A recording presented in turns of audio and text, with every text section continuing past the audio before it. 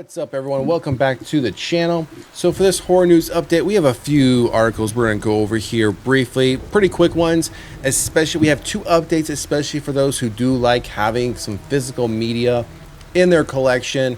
So we are going to cover off on two topics for that. We also have some additional information on the thoughts used behind the new design of Jason Voorhees for this Jason universe.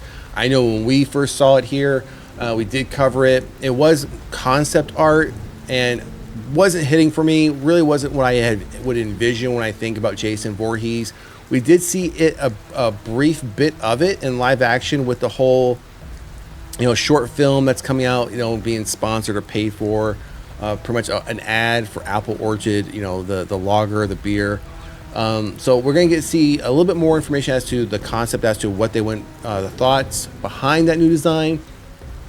And then we're going to wrap this up with some talks about potential from Finn Wolfhard of a potential Stranger Things spinoff. We do know with Stranger Things coming to a conclusion, as far as the series as it stands today, coming to a conclusion later this year.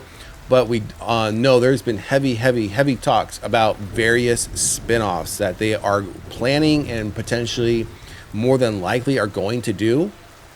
So even though the main series is coming to an end, it sounds like they are not going to stop doing content around the Stranger Things universe. So some of these are going to be pretty quick updates, but nonetheless, updates I feel are important to some, maybe not to all, but we're going to cover them anyways. So let's jump right into it. As you see here, for you physical media people who love to have physical media versus the digital aspect, because as we all know, if you purchase digital copies, you technically don't own them at any point. Those places you purchase them from, whether it's through Amazon, Apple, whatever, they can easily pull it from you, and you don't necessarily own that copy, even though you paid for it. So I think that's why a lot of people prefer physical media.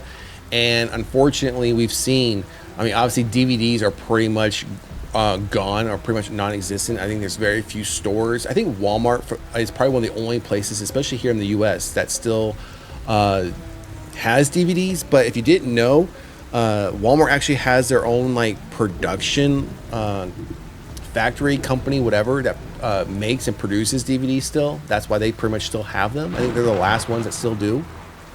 We still get Blu-rays, and we obviously, as you can see here, we get 4Ks, but not too many places are carry physical media anymore. I think one of the last places to carry it solely, not solely, but primarily, was Best Buy. And I can say where I'm at, there were a lot of Best Buys, not too many anymore, and the ones that are still around, physical media is pretty much non-existent. They've pretty much turned themselves into more of a attempt at being collectibles, but more like TVs, home appliances, things of that nature. Even like PC stuff, movies, video games, things of that nature is far and few between. It's not what it used to be in its heyday. So here we have a Nightmare on Elm Street 4K collection officially revealed with trailer and full details. So as I always do, I will put the link for all the articles in the description of the video below. We're not going to watch the trailer, and this is one of the few cases I did watch the trailer. All the trailer is really showing is just various scenes and quick cuts from all the various films that are going to be included in the set. Outside of that, they're not showing really anything outside, anything new, anything crazy. So I didn't think it was a trailer worth bringing up and us watching and spending the time doing so. All right, so let's jump into it. It's official. Warner Bros. Is bringing the entire original A Nightmare on Elm Street franchise to 4K in one massive 7-movie collection. And while details about the collection have leaked in recent days, Blade Discussing has the full official announcement for you this morning.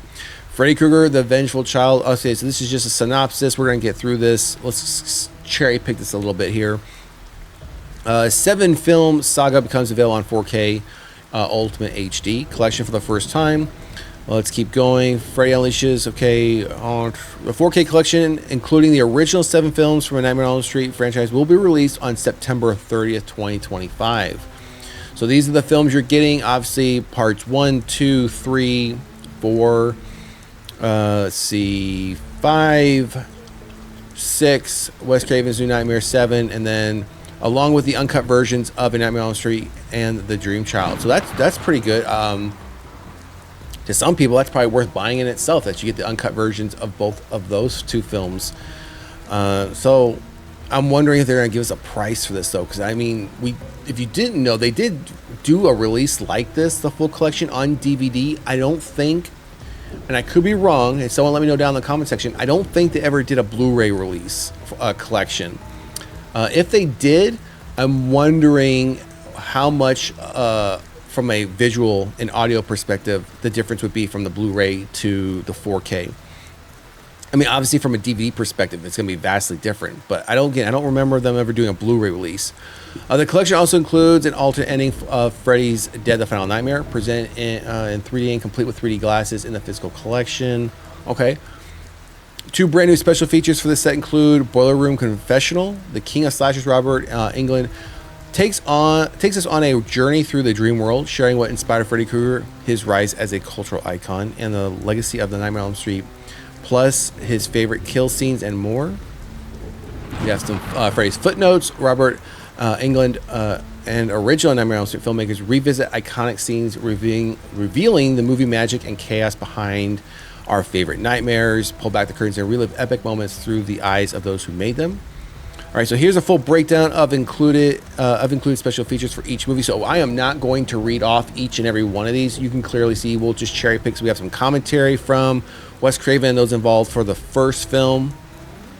It's got a lot of commentary. Alternate endings. Just mentioned that the house that Freddy built, Never Sleep Again, the making of it, Night Terrors, the origins of it. Okay, so now part 2. Not sure what these will amount to as far as what the special features are going to cover. So not as many as the first film. So part 3, behind the story, Burnout. So let's say for part 3, wow, a lot of behind the story special features for the third film.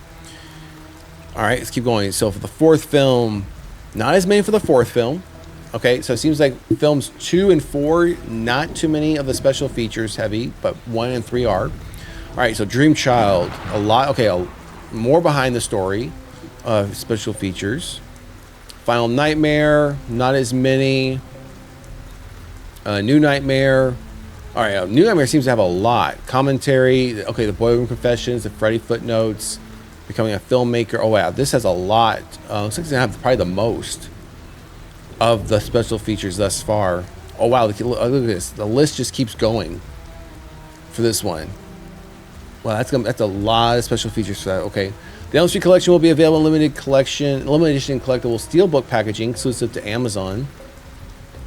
And as a standard 4K collection, we'll be able to purchase the Ultimate HD be available to purchase on Ultra HD Blu-ray disc online and in store at major retailers, and available for purchase digitally. So that's all that. You can pre-order. Is this a link? Okay, that is a link there. And it looks like we have a picture here of what that set will look like.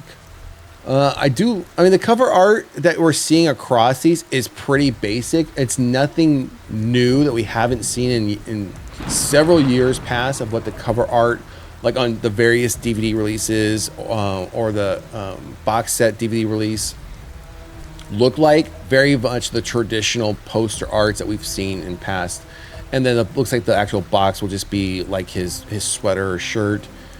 Seems like they got a little lazy though with the cover, as far as what the discs look like. They're all just red with the titles in white. I think they could have gotten a little bit more creative with that.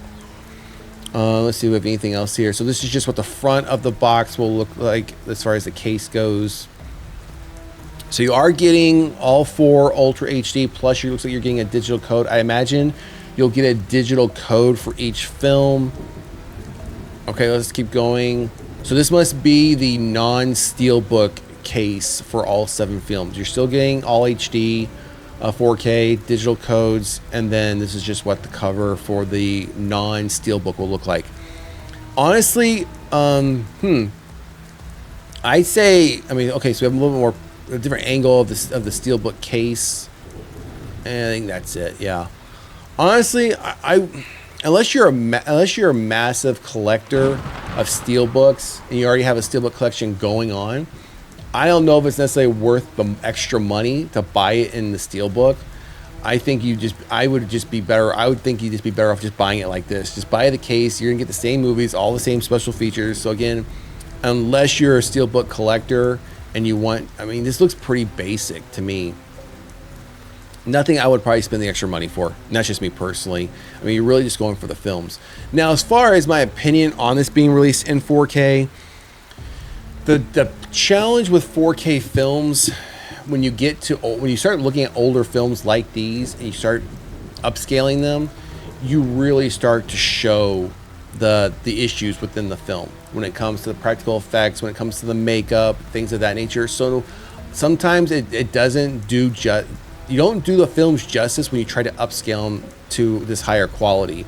It tends to really show like the issues within the film. So obviously, having not seen these in 4K, like I said, I'll probably just buy the regular case one and then do a view and see for myself if the upscale is worth it. I still have my various DVD copies, individual copies of this series, which I've held on to forever. So we can do a quick comparison between what they look like on DVD versus what they look like on here. Now, obviously, I don't have the VHS copies, which I'm sure this will look drastically different from even the DVDs to VHS. So, all right, so that's going to do it for this quick story on A Nightmare on Elm Street. So, again, if you're looking for a physical copy for 4K, it's going to be coming out in September. All right, moving on to our next story. Greg, I don't know how to pronounce his last name, so we're just going to call him Greg. Comments on redesigning Jason Voorhees for Jason Universe. So a lot of this first paragraph we already know about. All right, we've covered this in numerous conversations. 45th anniversary, the Sweet Revenge short film that hasn't released yet, that should be releasing here soon, I think in the next week or so. But primarily when this came up, I wanted us to take a look at these quotes down here. As far as the redesign of Jason, right? So we see here, let's just cherry pick this. And while preparing to bring Jason Voorhees back to the screen, they also brought in legendary special effects artist Greg to give the character a bit of redesign. An image of Greg's Jason has been going around for a few months, and now he's finally given a comment on his approach. So this is what I want to talk about. When asked about it by comicbook.com, he said, They said we want to reimagine him, and so we did this new mask. Then we did a new Jason. They're like, he's not a zombie, so he's not going to be rotted. So we landed somewhere between part 2 and part 3. I imagine they're talking about the original films, part 2 and 3. It was a lot of fun. It's fun for me to revisit those. We did Nightmare on Elm Street. We did Halloween. We did 3 screen movies. We did Leatherface. We're the only company that's really touched all those big franchises except Hellraiser. When Greg's design was unveiled, Horror Incorporated President Robert Beresmine said, "We strive to maintain Jason's original essence while continuing to move forward the future with a defined look and feel that takes Jason into his next chapter. We're also working with both familiar and fresh franchise voices to strike that balance. We gave Greg our new 13 whole mask and worked together on this full body look that embodies classic Jason. He's a strong, towering, and terrifying slasher with a machete, his weapon of choice." So again, this is the image. This is the concept art that we saw previously a couple months ago. So again, seeing this, my first impressions, I didn't like it. It didn't look like what they just described as we've seen Jason in the past. And it doesn't have to be a zombie Jason where he's half rotted away, or he been struck by lightning so many times or set on fire. I don't necessarily think he has to look like that. This does not look like the towering, almighty powerful Jason Voorhees. This just looks like an average guy who threw on a hockey mask, has some tattered clothes, and wants to kill camp counselors.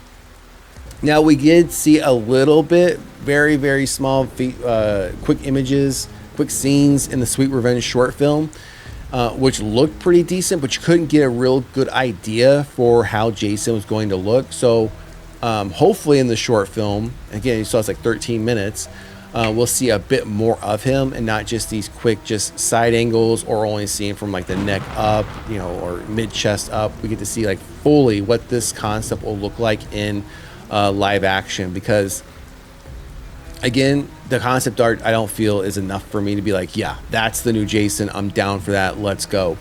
So anyways, Yeah, so I just wanted to cover off on those two quotes as to some of the thought process as to the approach that they took for this new design that was just recently quoted and talked about. So, all right, moving on to our next topic. Again, back to you physical media lovers out there. John Carpenter announces Halloween, the complete expanded collection vinyl box set, stream 2 new tracks. Now, I did go check this out. My understanding is this is not just vinyl. It's also on CD. I don't know too many people or places that, well, I don't know too many places that still sell CDs. And I don't know too many people who still listen to CDs. Most people nowadays listen to music via, some sort of online streaming platform, Google Music or Spotify, what have you. I will say I collect vinyl, certain vinyls here and there. This collection is a little pricey. I've seen collections far more pricier than this, but still wanted to cover off on this one in case there's anyone out there who is a big Halloween fan like I am that would want to add this to their collection. So Halloween, the complete expanded collection compiles definitive editions of the Halloween 2018, Halloween Kills, and Halloween Ends soundtracks composed by Master of Horror John Carpenter, alongside frequent collaborators Cody Carpenter and Daniel Davis. The 6 LP vinyl box set is due out October 3rd from Sacred Bones Records. It features new artwork by Chris Bellimer, expansive liner notes, exclusive interviews with Carpenter and director David Gordon Green, 3 posters by Creepy Duck Design, a box set exclusive poster by Bellimer, and a electoral cover. Dried Blood colored vinyl costs $155, with the exclusive Toxic Pumpkin colored vinyl is $165. The expanded soundtracks are also available individually, starting at $34. Stream 2 previously unreleased cues: Hunting a Killer from Halloween Kills and Take the Mask from Halloween Ends below. John Carpenter's upcoming tour dates. So these are his tour dates. So these are the 2 extra songs. We're not going to listen to them just from a copyright perspective. And yeah. So, and this is what I mentioned. You can also buy it. It will also be released on a 3 CD set for $65 as well. So here are the pictures of them. So this is obviously the vinyl set here. I can't. I'm a little surprised though. Let's scroll down. Let me see if there's. Yeah, I'm a bit surprised. So if you look here, the front of the vinyls for the 3 films, as far as the covers or cases that they're in, they're using the same. It almost looks like it's the same mask, but it's not. So if you look closely, if you like the hairline here, it's just subtle changes. Like here, you can see it changes, and then even on his cheek, you can see here there's no cut here, but then there's a cut here, and it's like a deeper cut here. This one has a little bit more blood on it. This one's a little more dried blood, not as much. So they did subtly change, and even the mouth is different on each mask. Even the nose looks different. So even though it might look the same, slight differences. I wish they would have done a little bit more than just those subtle differences, something that would have truly represented each one of the individual films. I do like whatever, this must be one of the posters it's talking about. I do like this poster here. So this is the front of the vinyl box. This is the booklet. It's obviously going to come with it. And then here's a better look at those images I was talking about. So you can see how the mask changes with each film. And then you have a poster for each one of the films. I do like the Halloween Kills one and this Halloween Ends one, just because it has, especially the Halloween Ends, has that more retro 80s look to it. So I am digging that one. And that's it. So that's the update for this. Again, just a quick update on physical media for those who like to have this type of stuff in their collection. Side note, before we get to the last story, I have nothing to do with either links, either articles where it's talking about physical media. So as far as the Halloween expanded collection on vinyl or CD, or the Nightmare on Elm Street 4K box set, I have zero to do with those links. I don't get no special discounts. Nothing. I'm clearly just reporting it, letting you all know this is coming, this is out there. If you want it, go get it. If you don't, you don't. I get nothing out of it. So just wanted to be clear, I have no association with the links or those releasing these items, just to be clear. All right, so moving to our last story. So for you Stranger Things fans out there, Finn Wolfhard teases potential Stranger Things spinoff like David Lynch's Twin Peaks. So that's quite the comparison. I know there's a huge fan base for Twin Peaks out there, especially when it originally released and when they took so long to bring it back for a little bit. So let's jump into this one, and then we'll wrap up today's episode. In Variety's new cover story, profiling Finn Wolfhard, the Stranger Things star discusses a potential spin-off to the hit Netflix series. But again, we know there are spin-offs coming. It's just a matter of when they're going to come, because it took a lot of work for them just get Stranger Things season 5 done and ready to release this year, because it was pretty close to the point where it was not going to happen, was not going to release this year. Like David Lynch's Twin Peaks, sort of an anthology in different tones but similar universe, or same universe, Wolfhard speculates. I think set in different places and all tied together through this mythology of the Upside Down. Don't even talk about Hawkins. Don't have any mention of our characters. He continues, they were toying around with ideas in case Netflix wanted them. I'm sure they do, and I'm sure it will happen, but there's nothing official. I think the way that I would do it, there has to be labs everywhere. If there was one in Hawkins, there's one in Russia. Where else could they be? Stranger Things co-creator Ross Duffer notes Wolfhard was the only one to correctly guess the spin-off concept. Quote, nobody, not Netflix, not any of the producers, not any of the directors, not any of the actors. Nobody else has figured out what the spin-off is. Finn figured it out, which is pretty remarkable. Duffer tells Variety, we've mind melded with this kid a bit. And then we have the dates here for the episodes that are releasing for season 5, November 26th. You get 4 episodes, and then you get the final 3 episodes. You get 3 episodes on the 25th, and then the final episode on the 31st. So pretty much releasing it right on holiday dates, or like the last one in that case, New Year's Eve.